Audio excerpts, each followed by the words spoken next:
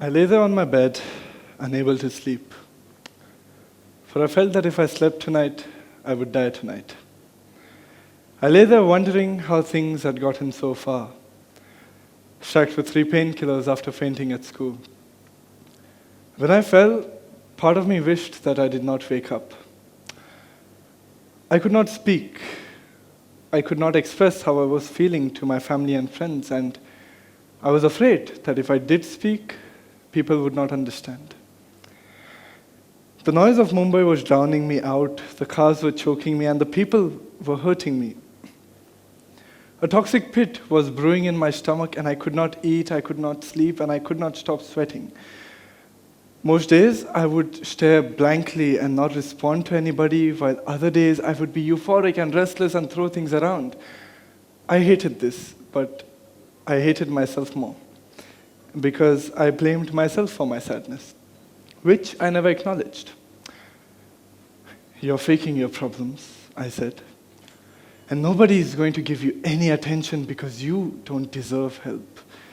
You're alone. Your family here does not understand you, and your old friends, they hate you.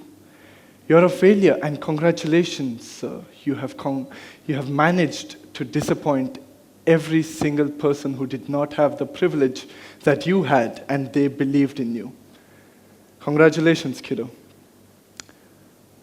I said this to myself just a few months ago in August. But then I became the problem sculptor. We all have problems in life. Consider your problem to be a stone to be sculpted. Consider your solution to be a chisel. And you have different kinds of chisels, just like you try out different solutions. The first one never fully works. It is frustrating, but then you learn to try out another one, slowly chipping away at the stone, one chisel at a time, until you arrive at the heart of the problem and solve it. And thus you realize which solution was effective and which chisel uncovered the beauty. My problem is the pointlessness of life, and I need to chisel beauty from this. And there is an event that triggered me. I was an exchange student in Finland. Now please understand that Finland was not at all easy. It was not a vacation. The loneliness, sickness, miscommunication were crushing problems at first, but because they were problems that I chose, I enjoyed solving them. I enjoyed sculpting this sculpture. And at the end, I found my favorite new friends and new family.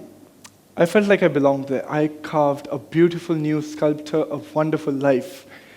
And I had to leave all of this with many tears. And thus, I came back from a peaceful and beautiful country to Dadar. Coming to Dadar was difficult. Coming to India was difficult. The heat, traffic, and my general disconnection with people triggered my post-study abroad depression, which is this conflict between where you are and where you wish you were. You feel useless and lost, and I wanted to get over this. So, to get over this, I decided to pursue a variety of new projects, such as doing my A-levels in 1 year, meeting old friends, and being active with my exchange organization. And I failed in all of these. I could not focus on school, old friends were busy, and generally this chisel did not work. I blamed the atmosphere of Dadar to be the problem here. And because it was a problem that I had not chosen, I felt that I could not sculpt this. I felt powerless and out of control. So I shifted away. I lived alone as a paying guest closer to school, where I had to take care of myself. And the fact that I had chosen this lifestyle and its problems, I felt like I was back in control.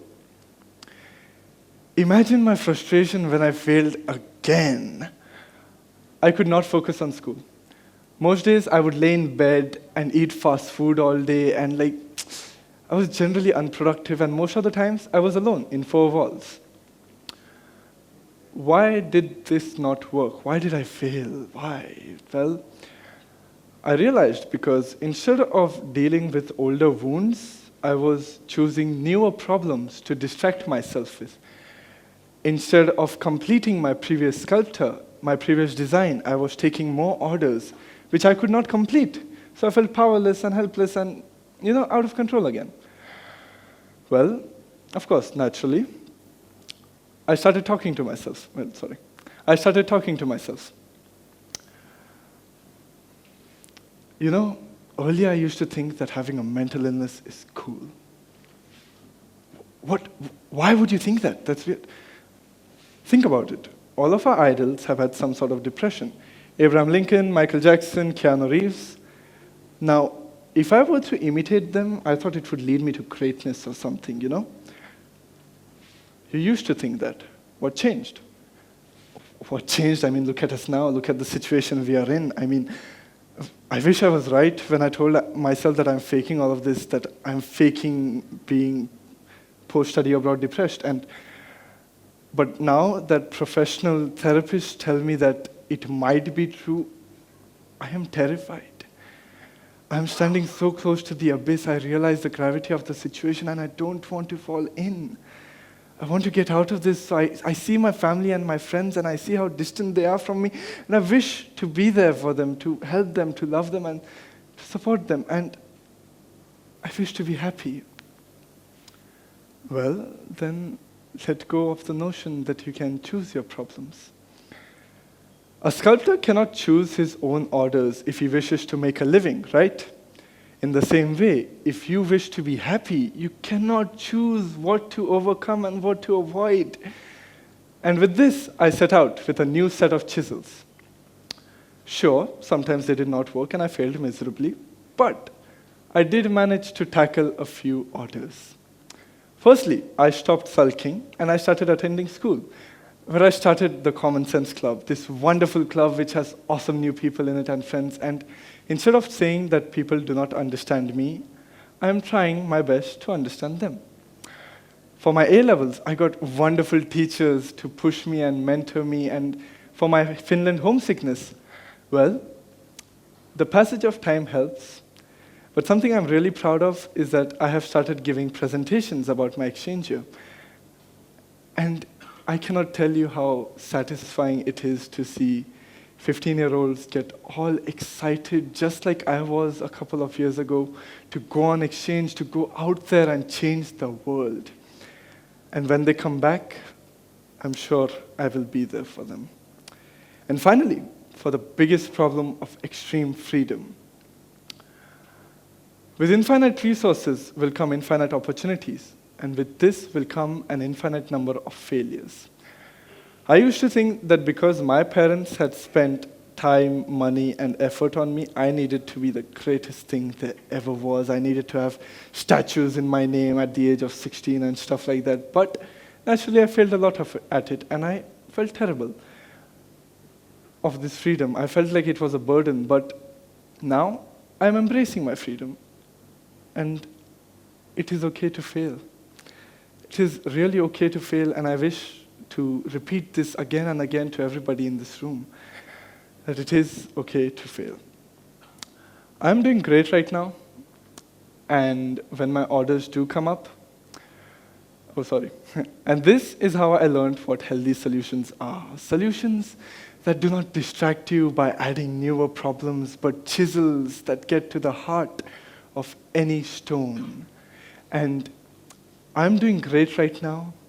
I'm happy. I am back on track. Everything is going smoothly. And I'm accepting that I cannot choose problems, right? And of course, problems will come up.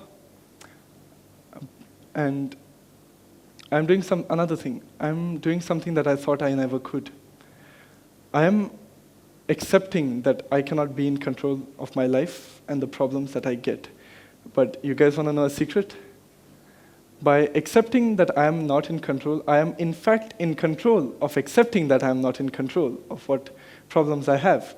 And these problems are going to come up, and I am lucky to have a life that is good enough to give me different kinds of pains that grow different parts of me. And the best part is that when my orders do come up again, I have wonderful people that are always here to help me sculpt, create, and celebrate. I am sure that you do too. Thank you.